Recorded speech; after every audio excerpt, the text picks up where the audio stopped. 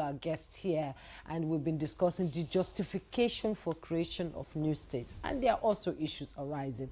You've been a local government chairman, and Ijebu is looking for a state, and Jide Ojo is saying that, well, you've had the best part of the pie, so why are you going for a state now? Let's get your opinion on that. Before I go into that, I want to give it to the last speaker that she spoke my mind, and I'm sure that she spoke the mind of right-thinking Nigerians, those who really believe in the development of this country.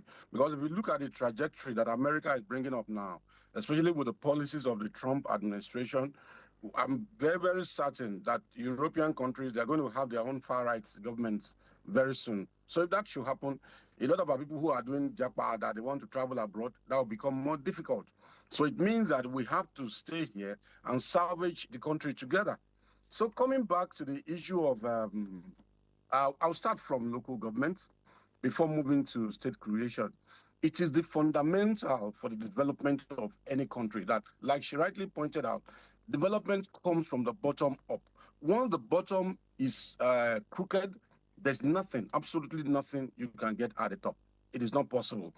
And talking about state creation, I want to believe that, I don't know his mind, I'm not a seer or a prophet, but I want to believe 100% in my own mind that Mr. President, it is part of his vision for his administration that there should be new state.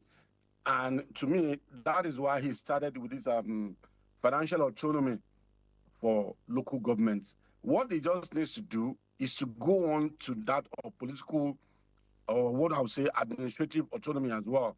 Because if it doesn't get to that level, like the last speaker said, then we'll still continue moving around in the same circle. Because if the local governments are okay and everybody is working the way they should work, for God's sake, the states will have little to do. And to seriously help the efforts of the federal government once the local governments are doing what they are supposed to do.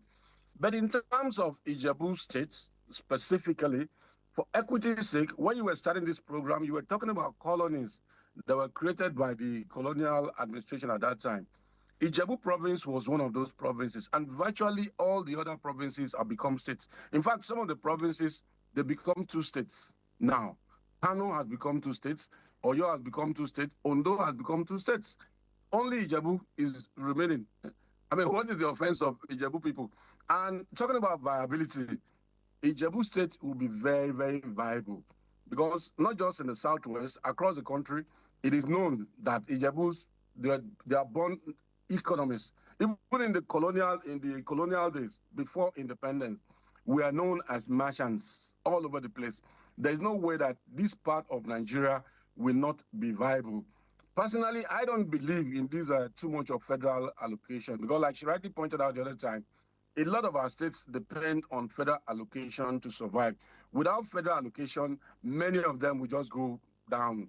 Then nothing will happen there. But concerning Ijebu State, it is we are close to the ocean.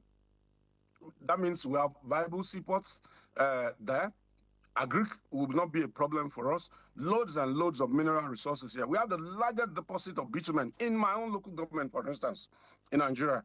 We have the largest deposit of bitumen in my local government. We have gold and all kinds of things.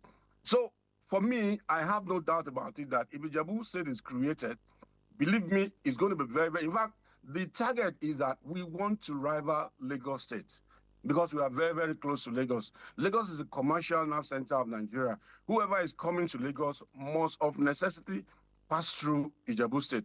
Coming from the east, coming from the south side, coming from the north, you have to pass through Ijebu State to get into Lagos.